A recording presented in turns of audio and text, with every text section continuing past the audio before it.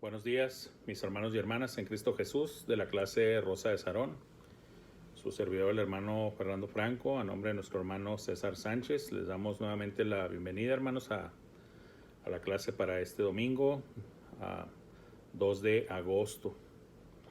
Ya estamos iniciando con nuestro primer domingo de agosto, hermanos, y estamos aquí por la gracia de Dios, hermanos. Si ustedes saben bien a qué me refiero, pues estamos pasando todo este tiempo de prueba por parte de la cuarentena que estamos viviendo, que ya no es cuarentena, ¿verdad? Ya sobrepasó ese término de tiempo, pero bueno, es hasta que el Señor realmente nos guíe, nos ilumine y nos haga entender cuándo es el tiempo correcto y adecuado para volver a congregarnos de manera presencial, hermanos. Pero por lo pronto seguimos en este formato de las virtual, de las redes sociales, hermanos, a través de nuestra página de Facebook y también de nuestro canal en YouTube. Hermanos, como ustedes saben, estamos ya desde el domingo pasado iniciando una serie nueva de temas de nuestra revista trimestral. Estamos viendo los temas que tienen el título principal: ¿por qué necesito a la iglesia? ¿Por qué necesito a la iglesia? Y ya vimos el primer subtema, que se titulaba Estamos unidos. Estamos unidos. Y el tema para este domingo, hermanos, es oramos los unos por los otros. Estos subtemas se deben de unir al tema principal. ¿Por qué necesito a la iglesia? Pues porque oramos los unos por los otros. Es como un tipo, por decirlo así, de hecho el título principal es una pregunta, hermanos. Así viene en la revista trimestral, viene en forma de pregunta. ¿Por qué necesito a la iglesia? Y la respuesta es porque oramos los unos por los otros, ¿sí? Es un tema muy interesante y muchas veces, hermanos, estamos muy acostumbrados en nuestra vida cristiana a muchos términos y conceptos, y les he explicado yo varias veces a ustedes como mis alumnos en esta y otras clases y en estas mismas clases que hemos visto aquí en la escuela bíblica dominical. Varias veces en las revistas hemos visto que se desarrollan temas de términos o de palabras, y es que es precisamente, hermanos, para no caer en el error de asumir que todos estamos entendiendo exactamente lo mismo en un momento dado acerca de una palabra o término. En otras palabras, es que nos llevan estas revistas, estos estudios, a ponernos a todos en el mismo entendimiento, en la misma armonía de conocimiento de qué significa una palabra, un término o un concepto dentro de las escrituras. Y en estos temas no es diferente. Vamos a responder a la pregunta de por qué debo de unirme, por qué debo estar presente, por qué debo de estarme congregando, por qué necesito en sí a la iglesia. Pues porque oramos los unos por los otros. Ahora, cuando ya tenemos buen tiempo en el evangelio, en la familia de Dios, en una iglesia local, pues estamos muy familiarizados con este concepto. Precisamente en estos meses, hermanos, hemos experimentado nosotros mucho la respuesta de esta pregunta en este subtema. ¿Por qué necesitamos a la iglesia? Porque oramos los unos por los otros. Lo he mencionado antes, hermanos, pero no me canso de volverlo a decir, porque quiero que a todos y cada uno, yo sé que los que ya tienen tiempo, esto es una respuesta muy natural y clara, pero tal vez para los que no tienen tanto tiempo, o que vamos a decir que relativamente hablando son nuevos creyentes, es bueno que lo aprendan y lo sepan. Cuando uno llega a pasar experiencias difíciles, hermanos, como algunos hermanos en la actualidad están pasando, por experiencia propia, hermanos, por nuestra experiencia personal, podemos decir con toda confianza y sin temor a equivocarnos que no es lo mismo, hermanos, enfrentar una situación difícil, una situación, una crisis personal, familiar y de cualquier índole, pero vamos a decir especialmente tal vez las de enfermedad, las de algún ser amado querido en el hospital estando grave, o de algún accidente o de alguna tragedia o de la pérdida de un ser querido. No es lo mismo sentirse solo enfrentando ese problema que saber que ya tu familia en la fe, tus hermanos y hermanas en Cristo Jesús, ya están enterados de tu situación, ya están enterados de tu problema y te prometieron, dieron su palabra de que van a estar desde ese mismo momento orando por ti y por tu familia. Yo sé, hermanos, yo lo sé, yo puedo asegurarlo que muchos de nosotros ya hemos experimentado eso, de que nos golpea alguna tragedia, nos golpea alguna crisis, nos golpea alguna enfermedad o alguna situación muy, muy difícil y inmediatamente procuramos buscar a nuestros hermanos y hermanas en Cristo Jesús y suplicarles de su pronta y oportuna intercesión por nosotros en oración. Y cuando ya hay respuesta, cuando alguien ya te respondió del otro lado, o que te respondió en el WhatsApp o en las redes sociales o en el Facebook, cuando ya varios te empiezan a decir, hermano, no te preocupes, estamos contigo en oración en estos momentos, y hasta te empiezan a decir, no, hombre, ¿verdad? Estoy yo, está mi esposa, o las hermanas dicen, estoy yo, hermano, y está mi esposo, mis hijos, estamos orando por ustedes. Híjole, se quita uno un peso de encima porque ya no estás cargando todo ese peso tú solo. Y a lo mejor alguien puede decir, oye hermano, pero usted no ha mencionado a Dios, está mencionando nomás a los hermanos en Cristo y se está mencionando a usted, y a Dios ¿dónde lo deja? Hermanos, no estoy dejando fuera a Dios.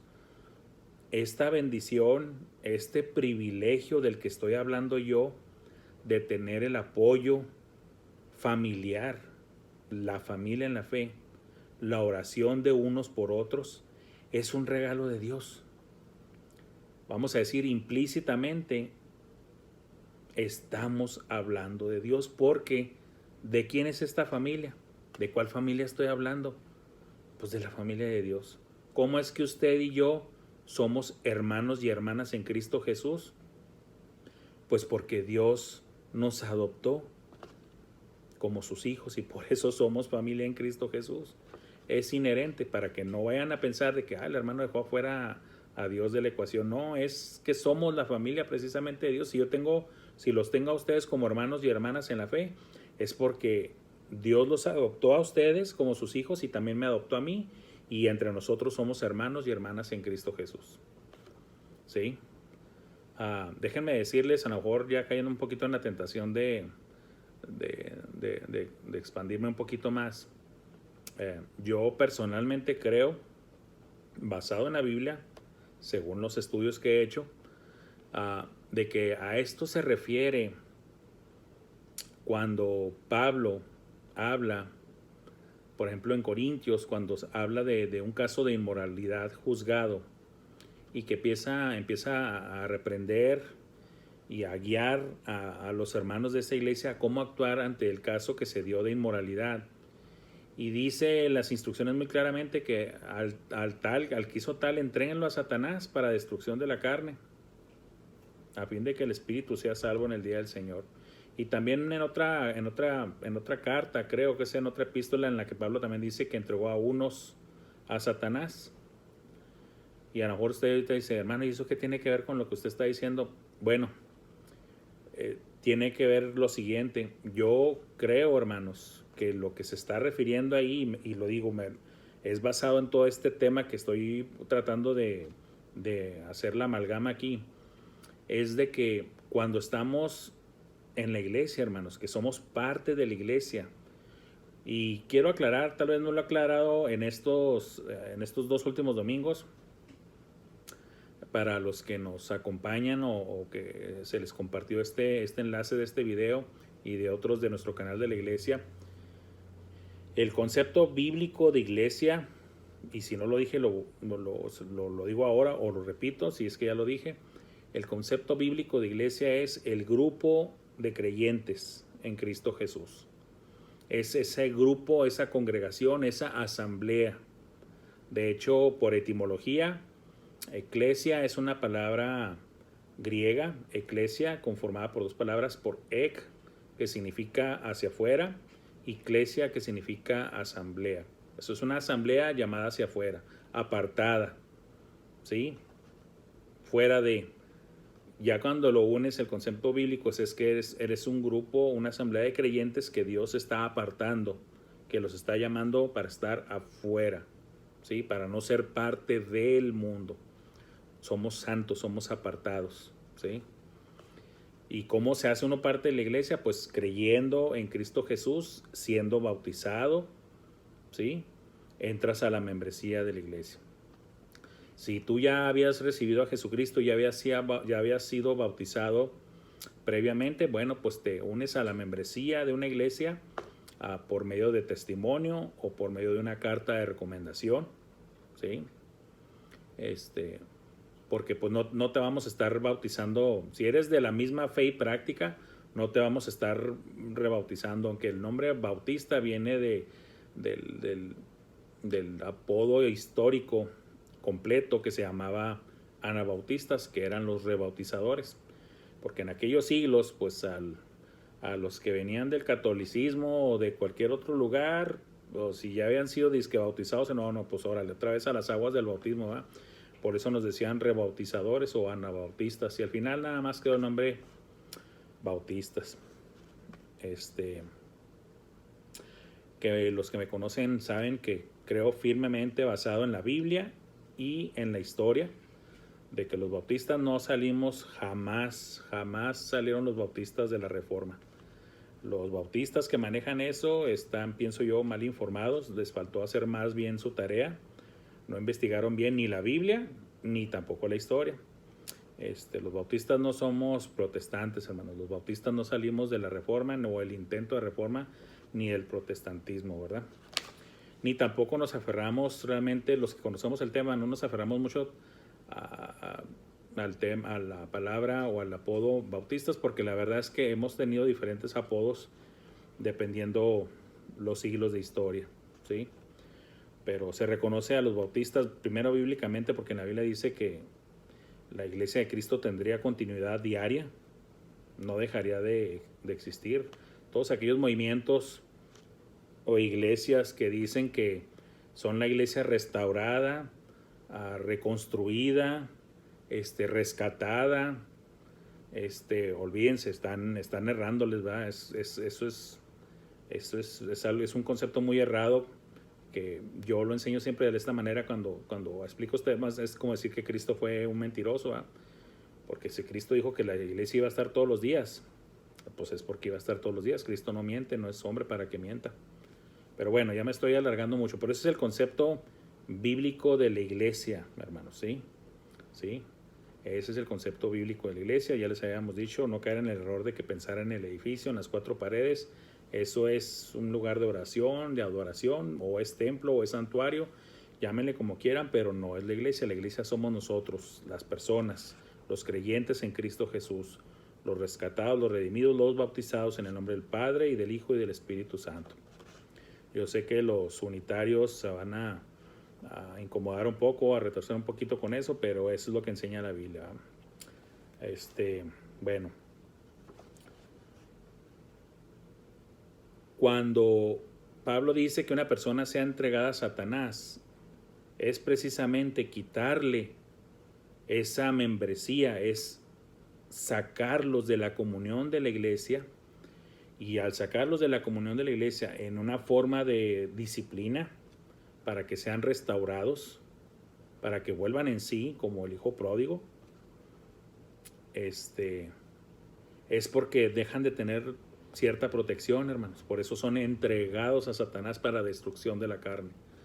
O sea que lo más seguro es que les va a ir mal. Van a entrar en una etapa de disciplina. Esa protección es precisamente la de que cuando eres tú un miembro activo, eres una persona que está bien con Dios y bien con la iglesia, tú vas a estar gozando de la protección de Dios, y esa protección también se da a través de las oraciones intercesoras de cada uno de tus hermanos y hermanas en Cristo Jesús a tu favor. En pocas palabras, tú estás siendo protegido, estás siendo guardado por la intercesión continua de tus hermanos y hermanas en la fe a tu favor. Y viceversa, tú también vas a estar orando constantemente delante del Señor por tu hermano o tu hermana en la fe que pidió, expresó una necesidad, o simplemente muchas veces los hermanos no alcanzan ni siquiera de manera expresa a decir, hermanos, tengo esta necesidad. Muchas veces uno se entera por otros hermanos y dicen, ¿saben qué, hermanos? El hermano fulano tal o la hermana fulana tal está pasando ahorita por esta situación y necesita de nuestras oraciones. Y a lo mejor ese hermano ya sabe que nomás 1, 2 o 3 están orando por él, y resulta que no, que ya es la mayoría de la iglesia que están realmente ya orando por ese hermano y hermana, y después se entera de que no, hermano, espérese, yo le avisé a la iglesia y todos estamos orando por usted, y todavía se va a sentir más aliviado. Por eso vemos esas expresiones de gratitud en el grupo de WhatsApp de la PIB, de hermanos y hermanas, inclusive en veces ni de gente cristiana, pero que saben o supieron que estuvimos orando por ellos, y aún así dan el ejemplo de regresar y dar las gracias, de ser agradecidos porque se estuvo orando por ellos. Y eso implica protección, hermanos, implica bendición. ¿Por qué? Porque la palabra de Dios es muy clara. Donde están 2 o 3 congregados en mi nombre, ahí estoy yo en medio de ellos. Y si 2 personas se pusieran de acuerdo en la tierra acerca de cualquier cosa que pidieren, les será hecho por mi Padre que está en los cielos. Y Dios no es mentiroso. Si Dios dice que eso lo va a hacer, lo hace. Entonces, pues no somos nada más 2 o 3, hermanos, somos varios decenas o tal vez hasta cientos. Si nos ponemos de acuerdo como iglesia para orar por alguien o por algo, Dios promete que nos va a escuchar y Dios responde a las oraciones, hermanos. No se asusten, está realmente ya abarcando gran parte del tema. La lección, hermanos, está basada en nuestro texto en la carta del apóstol Pablo a los Efesios, en el capítulo 3, versículos del 14 al 21, ¿sí? Para que busquen ahí en sus Biblias, por favor, hermanos, esta cita, que es en la que va a estar basada la lección, ¿sí? Que ya, de hecho, ya abarcamos conceptos de la lección y obviamente la introducción.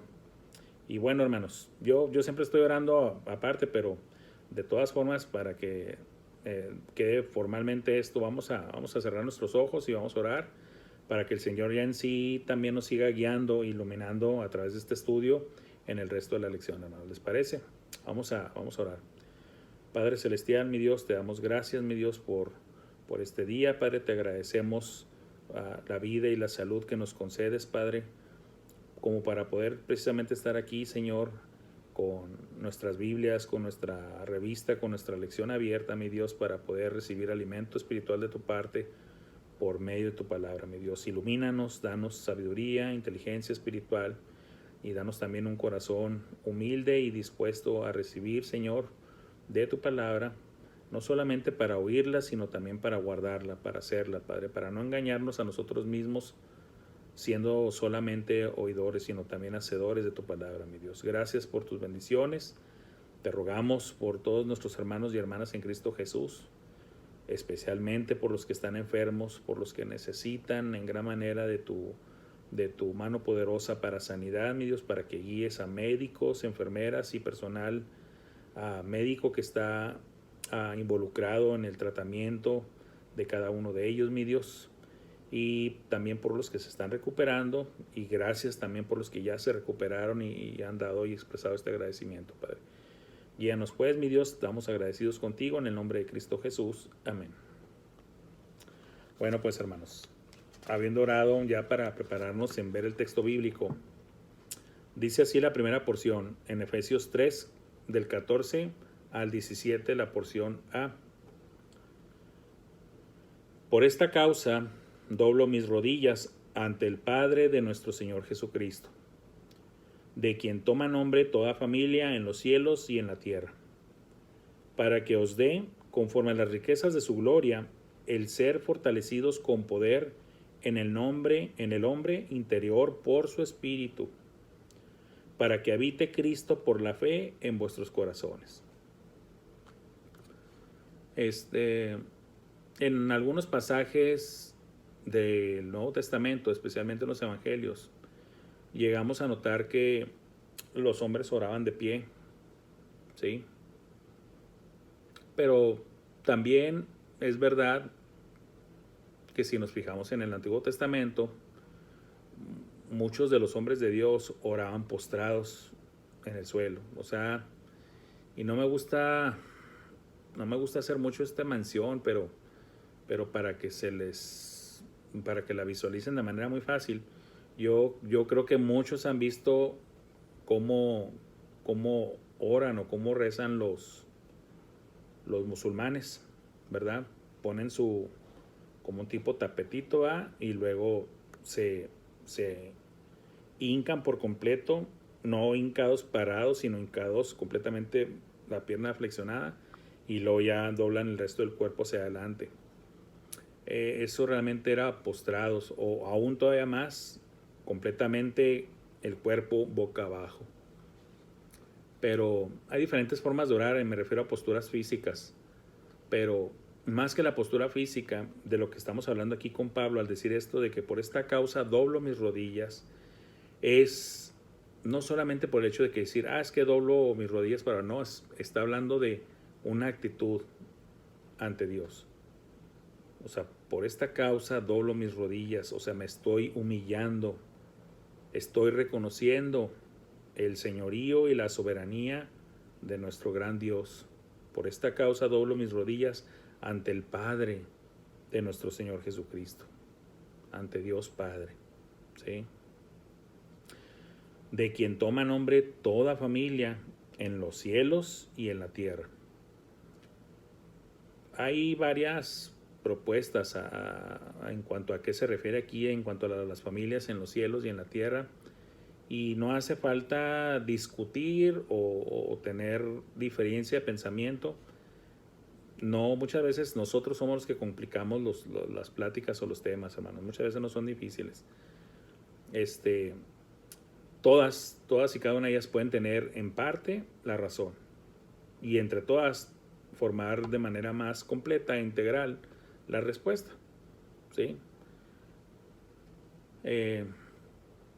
Al recibir el Espíritu Santo, que es el Espíritu de adopción por el cual clamamos Abba, Padre, pues somos todos hijos de Dios, los que recibimos el Espíritu Santo, ¿verdad? Los que somos adoptados por Dios, y por lo tanto pasamos a ser parte de la familia de Dios, ¿sí?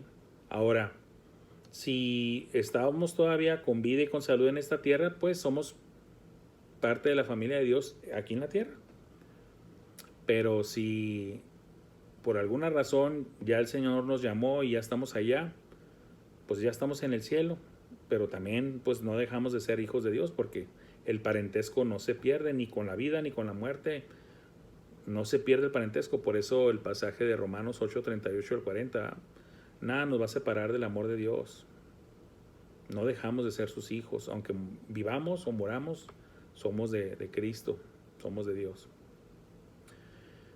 Que si también involucra a los millares o millones de ángeles, pues también, porque aunque es un tema algo controversial, pero pues a los ángeles se les llama hijos de Dios. A los seres creados directos por Dios se les llama hijos de Dios, ¿sí? Nosotros somos hijos de Dios por adopción, por medio de su Espíritu Santo, ¿sí?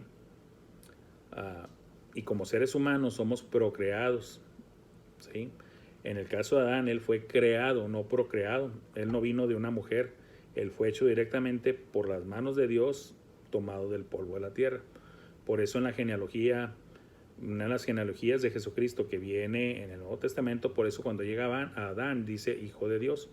¿Por qué? Porque a las criaturas hechas directamente por Dios se les llama hijos de Dios. También por eso a los ángeles en el Antiguo Testamento, unas 4 o 5 referencias cuando dice a los hijos de Dios se refiere a ángeles. Pero eso es algo ahí medio controversial, no todos están de acuerdo, pero yo digo que es cuestión nada más de que se estudie profundamente y se llegue a esa conclusión. Pero bueno, el punto es de que Dios, uno de los títulos de Dios es Jehová de los ejércitos, pero Dios es amor y nos hace sus hijos, ¿sí? Entonces Dios tiene familia en los cielos y en la tierra, ¿sí? Dios tiene familia en los cielos y en la tierra. Y somos parte de la gran familia de nuestro Dios. ¿De quién eres tú? Yo soy de Dios. Y tú eres de Dios. Tú eres de Cristo, ¿sí? Somos de Dios el Padre. Por eso, ¿de quién toma nombre toda familia? Porque estamos asociados a Él, ¿sí? Somos la familia de Dios. Ya estamos haciendo directamente la referencia. Somos la familia de Dios. Somos la iglesia de Dios. Somos hijos de Dios, ¿sí? Para que os dé conforme a las riquezas de su gloria. Para que nos dé conforme a las riquezas de su gloria. El ser fortalecidos con poder en el hombre interior por su espíritu. ¿De dónde cobramos nosotros o tomamos las fuerzas? No es en nuestras propias fuerzas, hermanos. No nos cansamos al enseñar y predicar de esto, que es lo correcto decir, y es la realidad, de que tomamos nosotros fuerzas por parte de Dios. Es su espíritu quien nos fortalece, es su espíritu quien nos levanta, y en su momento es su espíritu quien nos ha de resucitar de los muertos si nos toca morir y ser resucitados, o también en su momento ser transformados si es que estamos vivos todavía, para el regreso de Cristo por su iglesia, ¿sí? Entonces es por el poder del Espíritu Santo, ese poder que también operó en Cristo para resucitarle de los muertos, hermanos, ¿sí? Dios es todopoderoso y Dios se nos ha presentado en 3 personas: el Padre, el Hijo y el Espíritu Santo. Y nomás hay un solo Dios. Y Dios es todopoderoso. O sea, aunque se manifiesten 3 personas, ninguna de esas 3 personas pierde capacidad, ni poder, ni calidad. El Espíritu Santo es todopoderoso, Cristo es todopoderoso, Dios el Padre es todopoderoso, ¿sí? Es en esa fortaleza de nuestro Dios en la que nosotros nos apoyamos, no en la nuestra.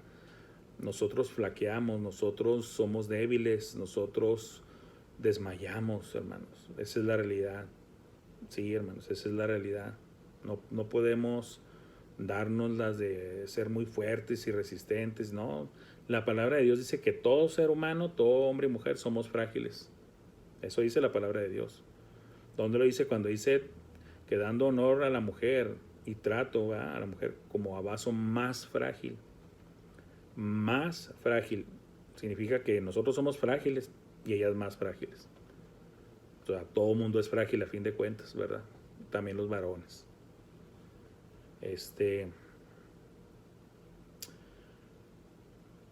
Pablo decía, pues yo ya me estoy haciendo viejo, ¿verdad?, en el cuerpo, pero el hombre interior cada vez se va renovando y se va fortaleciendo más. ¿Por qué? Porque es el hombre espiritual, es el que depende del Espíritu de Dios. O sea, la carne se envejece, se deteriora, se hace vieja, se enferma o muere inclusive, pero el hombre interior, lo que va a trascender, hermanos, que es nuestra alma, que es nuestra, ahora sí, nuestra personalidad, quiénes somos, qué pensamos, qué sentimos, qué creemos, eso somos nosotros, hermanos. El cuerpo nada más es una parte del hombre, somos los tripartitos, espíritu, alma y cuerpo. Un tema muy fascinante, pero no es ahorita el lugar para ese tema. Si estuviéramos en una fogata, una carne asada, pues igual sí me extiendo otras 2, 3 horas y hilando temas, ¿verdad? Pero eso por la inspiración ahí, hermanos, del momento. Pero aquí, pues vamos a limitarnos a la clase. Me gusta mucho la frase que sigue y la quiero explicar. Para que habite Cristo por la fe en vuestros corazones. Sabemos, hermanos, que en un enunciado, en una frase, tiene mucho que ver cómo se interpreta, cómo se explica, basándonos en dónde tiene las puntuaciones, dónde tiene los puntos, dónde tiene la coma. Esta es una frase completa: para que habite Cristo por la fe en vuestros corazones. Es algo sencillo nada más de explicar. Si estás hablando de que alguien va a habitar, en este caso Cristo, tienes que decir en dónde. ¿Sí? Entonces, para que habite Cristo por la fe en vuestros corazones. Esa es la forma de entenderlo. ¿Cómo? Es como si dijera yo, acomodándolo para que sea más fácil de entender, es para que habite Cristo en vuestros corazones por la fe.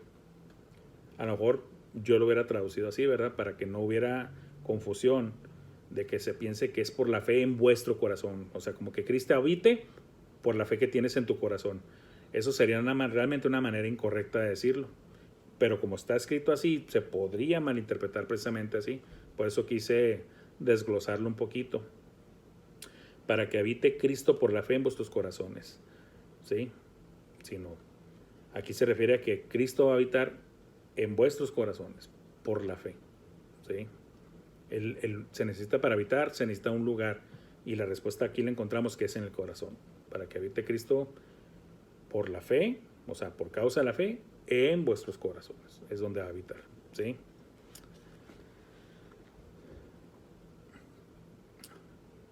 Se nos enseña claramente en la palabra de Dios, y como lo mencioné yo ahorita, nosotros recibimos el Espíritu Santo al depositar nuestra fe, y que no es nuestra. Ya lo hemos explicado también, que la fe viene por parte de Dios. Creo que fue en la lección pasada o antepasada donde vimos esta parte del tema. Recibimos el Espíritu Santo, el Espíritu de adopción, pero también habita en nosotros Cristo Jesús. Y la Biblia enseña que también habita en nosotros el Padre.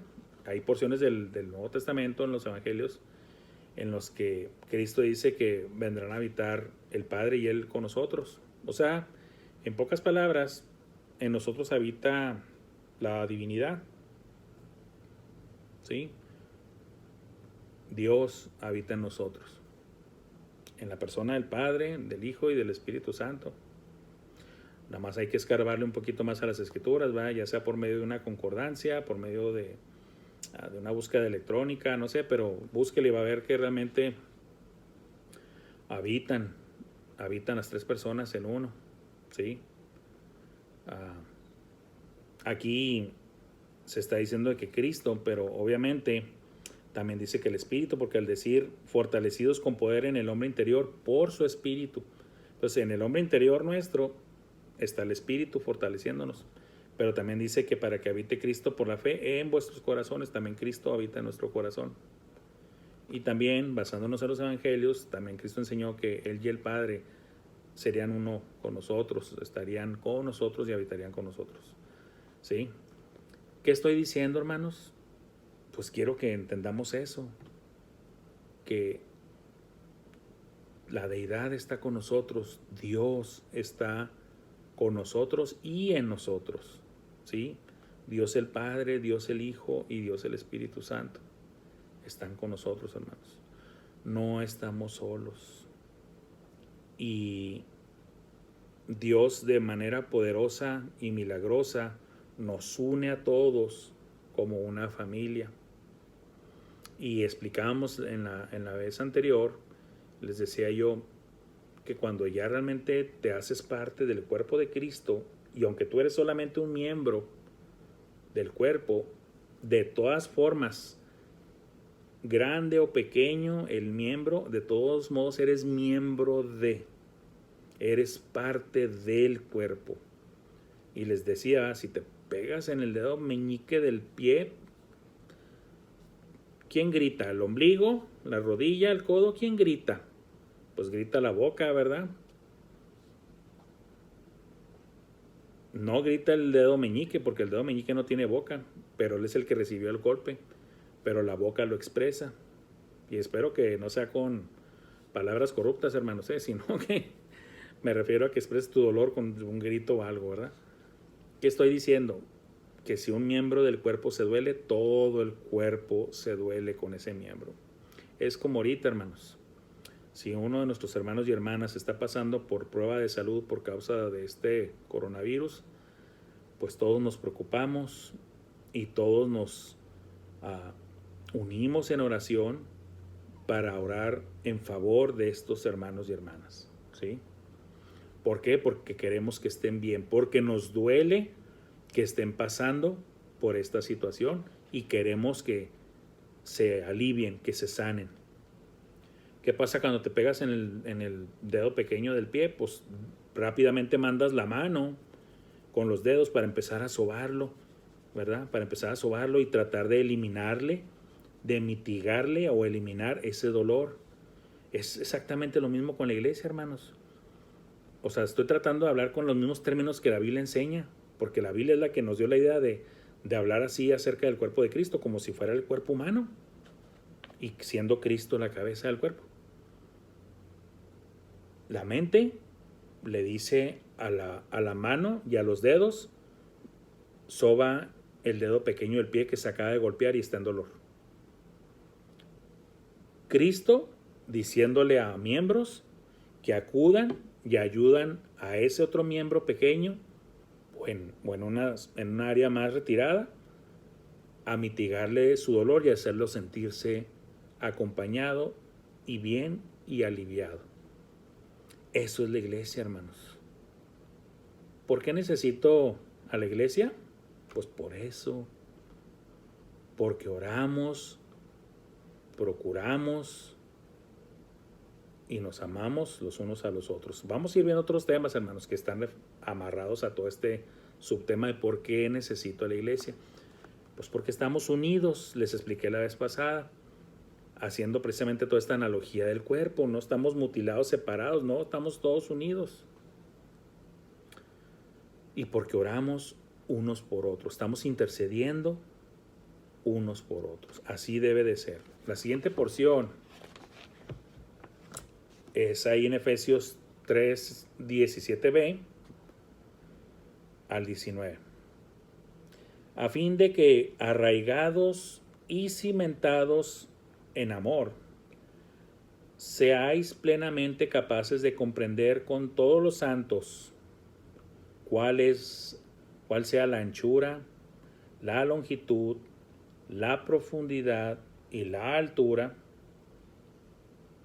y de conocer el amor de Cristo, que excede a todo conocimiento, para que seáis llenos de toda la plenitud de Dios.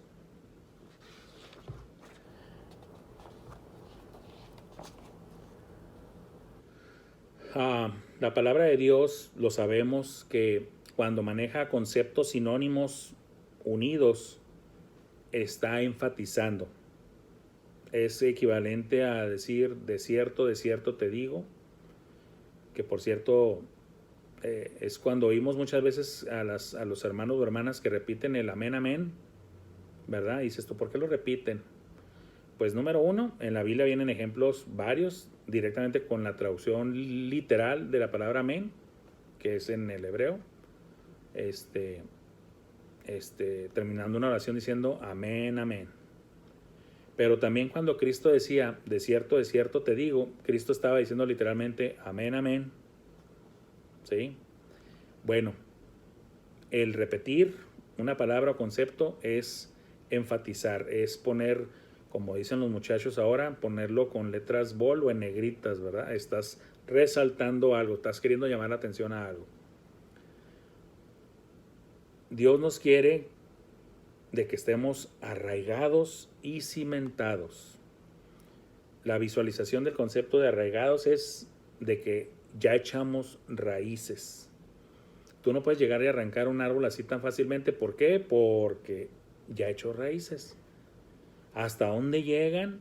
Hasta dónde se extendieron no lo sabes. Es más, de hecho hay árboles que cuando es necesario arrancarlos, realmente terminas cortándolos, mutilándolos, porque las raíces, quién sabe hasta dónde se fueron, ¿verdad?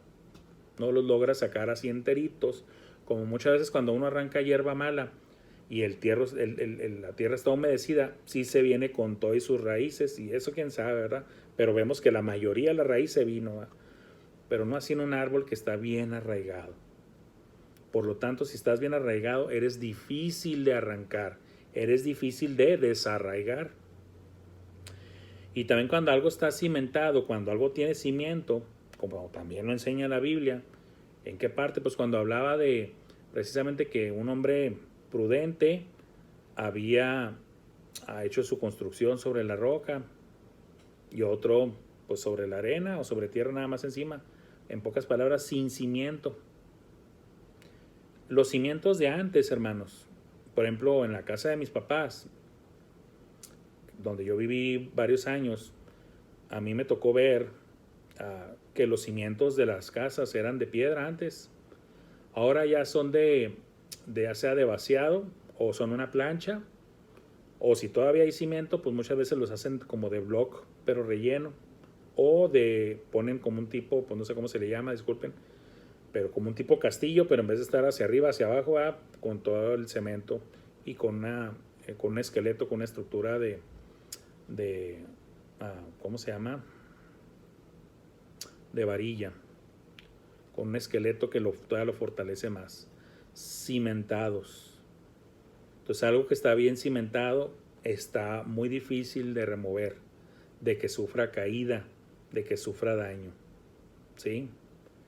Ese es el fin, dice aquí, a fin de que arraigados y cimentados ¿en qué?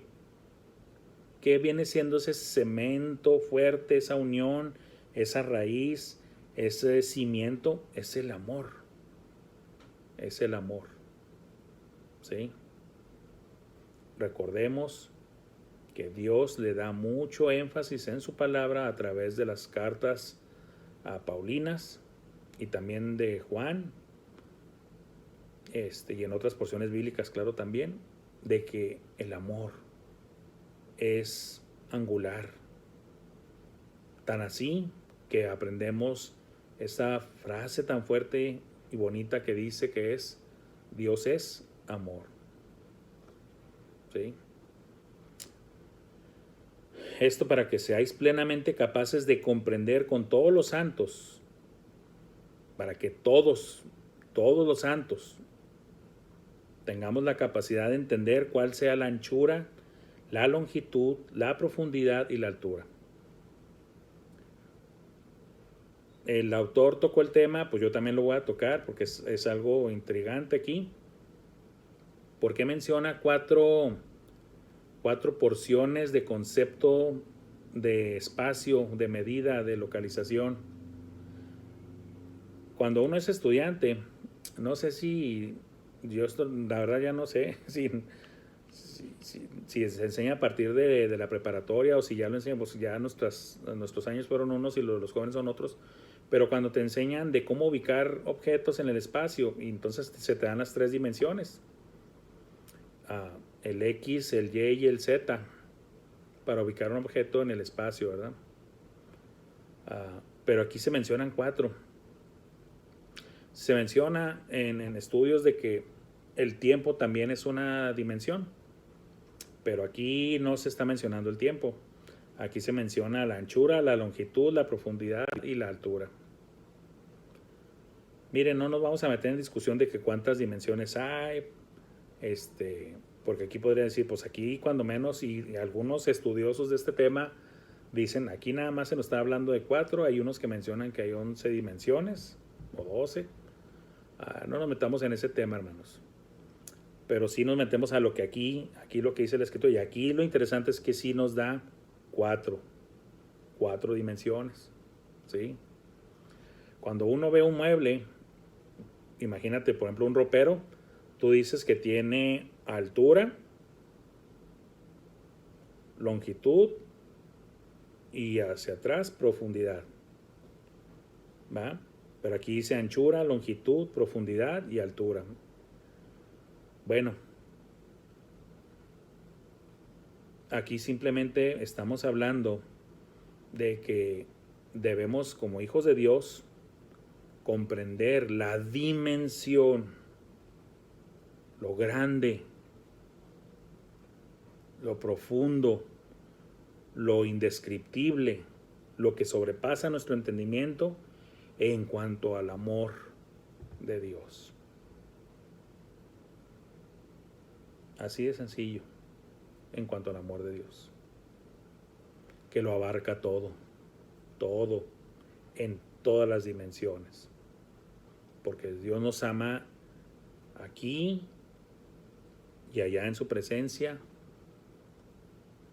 porque Dios está en todo lugar también. No hay lugar de donde se pueda ocultar uno de Dios. Si te vas a lo más profundo del mar, ahí está Él. Si ahorita, como está de moda y los hombres están planeando ya de manera seria hacer viajes tripulados a Marte, lo que antes nada más en películas, bueno, pues las películas realmente son precursoras de noticias, realmente es de ir dosificando la información a los seres humanos para que se vayan acostumbrando a un concepto y para que cuando ya realmente salga a la luz no se les haga tan descabellado. Pero bueno, el punto es que el amor de Dios nos sobrepasa el entendimiento. Y les digo una cosa, y no solamente en estas dimensiones que se menciona aquí, yo estoy seguro que va a ser en muchísimo más. Hay cosas que a veces no podemos ni explicar, hermanos. Como por ejemplo, cuando usted trae una situación de que siente mucho gozo y usted usa una frase muy peculiar que dice, es que tengo un gozo que no me cabe en el pecho. Usted se está refiriendo a su interior y está diciendo de que eso que está sintiendo usted siente que no está pudiendo contenerlo ahí, que está sobresaliéndose. Pues usted está hablando de otras dimensiones. Porque usted está limitado aquí a los confines y límites de la superficie de su cuerpo. Sin embargo, está haciendo referencia a que usted siente un gozo, una felicidad, que no son lo mismo. Disculpen, no es lo mismo. El gozo es algo más sublime, más profundo. Y usted está diciendo, es más grande que esto, es más grande que yo. Así es el amor de Dios. Es más grande que cualquier otra cosa. La verdad es que así es. Y qué bueno que es así. Qué bueno. Claro, tenemos el reto, ¿verdad? Que os améis unos a otros como yo os he amado. Híjole, ese sí es un reto, hermanos. Bastante grande. Dios nos puso la barra bastante alta, hermanos. Quiere que seamos igual que Él en amor. Y el amor de Él, cuando lo analizamos, cuando apenas lo raspamos a entender en la palabra de Dios, como en Juan 3:16, cuando dice, porque de tal manera amó Dios al mundo, que ha dado a su Hijo unigénito, para que todo aquel que en Él cree no se pierda, mas tenga vida eterna. De esta manera, de esta magnitud, de este calibre, amó Dios al mundo, que no escatimó a su Hijo y lo dio en sacrificio por nosotros. Claro que va a sobrepasar las dimensiones y hasta las del entendimiento.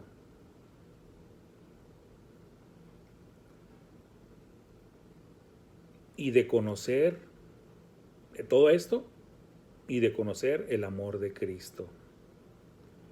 Y lo tienes que conocer de manera personal. Y si no lo conoces, al que nos está viendo en su casa y que nos está abriendo las puertas de su casa, permitiendo que estos videos se vean y se escuchen en su hogar, la única forma de experimentar el amor de Cristo es teniendo una relación personal con Él. Me refiero a plenamente, porque el mundo, lo quiera o no, de todas formas está recibiendo la expresión del amor de Cristo. ¿Cómo? De muchas maneras.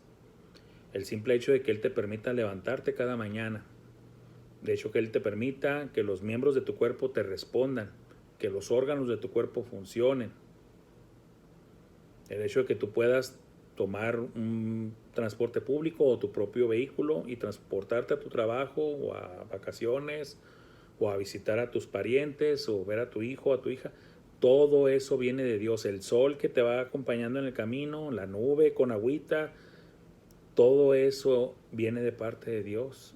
Es el amor de Dios. Si Dios no nos amara, quitaría todas esas cosas y no las estaríamos disfrutando. Pero estamos tan acostumbrados a todo eso que lo damos por hecho de que así debe de ser. Pero no es así. No es así. Están ahí porque Dios nos ama. Dios ama al mundo. Y Dios no quiere la muerte del impío. Y de conocer el amor de Cristo que excede, ya lo dije ahorita, que sobrepasa, que excede todo conocimiento, para que seáis llenos de toda la plenitud de Dios. Dios quiere que seamos llenos del Espíritu Santo, llenos de la plenitud de Dios, llenos de la persona de Dios, llenos del amor de Dios.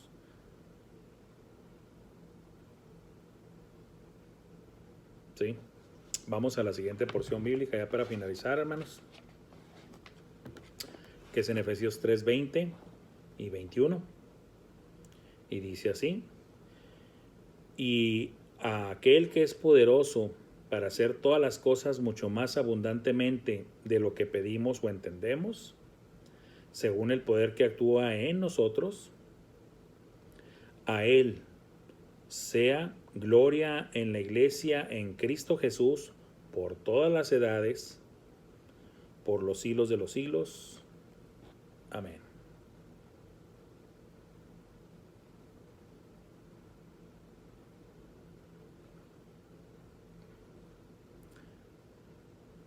Muchas veces nosotros queremos, miren, nosotros tenemos conocimiento limitado, muy limitado. Déjenme doy este ejemplo clásico. Déjenme lo hago muy actualizado. Se nos dice, ¿saben qué? Y a lo mejor voy a citar ahorita un ejemplo real. Por ejemplo, la situación ahorita con nuestro hermano Kiko y nuestra hermana Marisela, su esposa. Estamos orando por ellos, porque pues están en el hospital, porque les dio el COVID y porque para que sanen, ¿va? Y nuestras oraciones vamos y las enfocamos en que el Señor les ayude, les sane, y a lo mejor los que se expanden un poquito más empiezan a decir, bueno, Señor, te rogamos por los médicos, las enfermeras y el personal médico que está al cuidado de ellos, que cada uno de ellos haga su mejor trabajo, tú guíales, dales la inteligencia, la capacidad de hacerlo bien, y a lo mejor alguien se puede ir hasta el nivel y Padre, y que los instrumentos que estén utilizando con ellos estén bien esterilizados, que no corran riesgo de la infección de otra cepa por parte del coronavirus, una diferente, porque se pondrían peor. Lo que estoy diciendo, hermanos, es de que nosotros somos limitados y nos vamos a orar conforme a nuestro conocimiento, pero aquí dice, y aquel que es poderoso para hacer todas las cosas mucho más abundantemente de lo que pedimos o entendemos. ¿Qué está diciendo aquí? Que Dios, déjenme lo voy a tratar de explicar así. Y yo en ocasiones he tratado de orar así, pero a fin de cuentas limitado.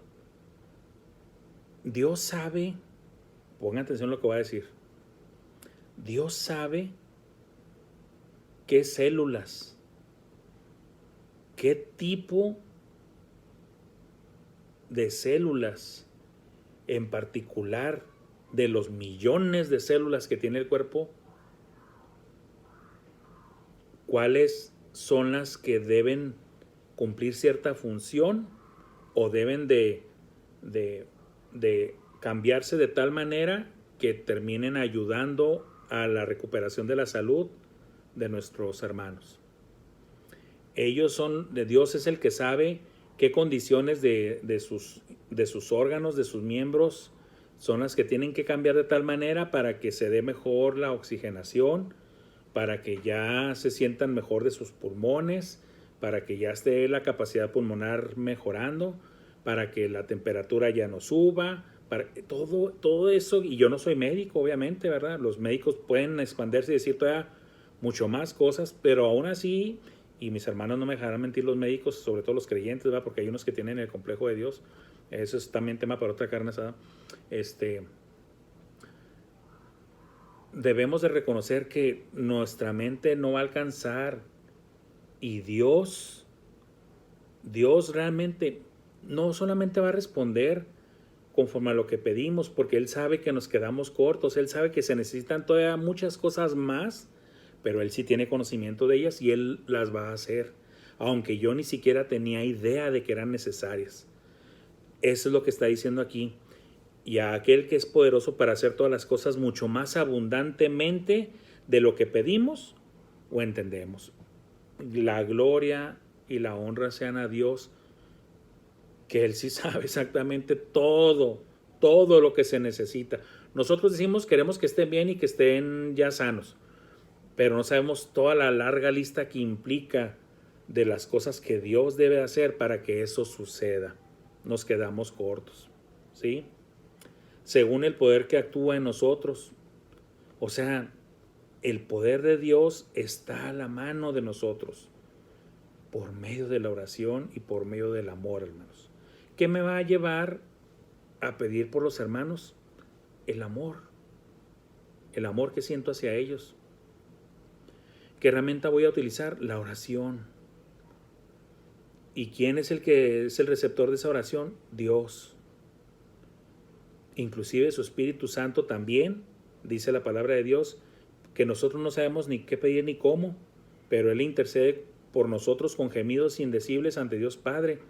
O sea, también el Espíritu Santo, igual que Dios Padre,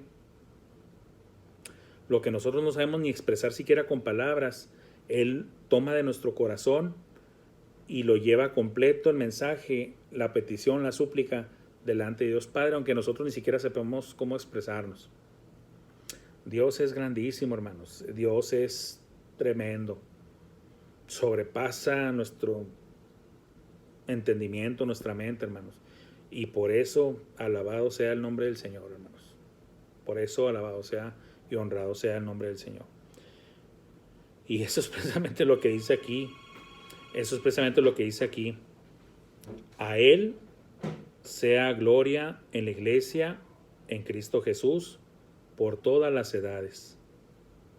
Fíjense, precisamente después de explicar todo esto, dice, a Él sea la gloria en la iglesia, en Cristo Jesús, por todas las edades, por los siglos de los siglos. Amén. A Él sea gloria en la iglesia, en Cristo Jesús, por todas las edades, por los siglos de los siglos. Vuelve a hacer énfasis en la repetición de conceptos, o sea, para siempre. Vuelvo a llamar la atención a algo que mencioné hace rato acerca de la iglesia. Dice, a Él sea gloria en la iglesia, en Cristo Jesús, por todas las edades. O sea, para siempre. Ya una vez que la iglesia fue formada, hermanos, se queda para siempre. ¿Sí? Se queda para siempre. Hasta la eternidad, porque la esposa se convierte en la esposa de Cristo. ¿Sí? La iglesia se convierte en la esposa de Cristo. Vamos a ser dados en matrimonio como iglesia al Cordero. Las bodas del Cordero se celebran en el cielo, hermanos. Y vamos a estar ya siempre con nuestro novio, con nuestro Señor, con el esposo, que es Cristo Jesús. Pero en lo que llega a eso, hermanos,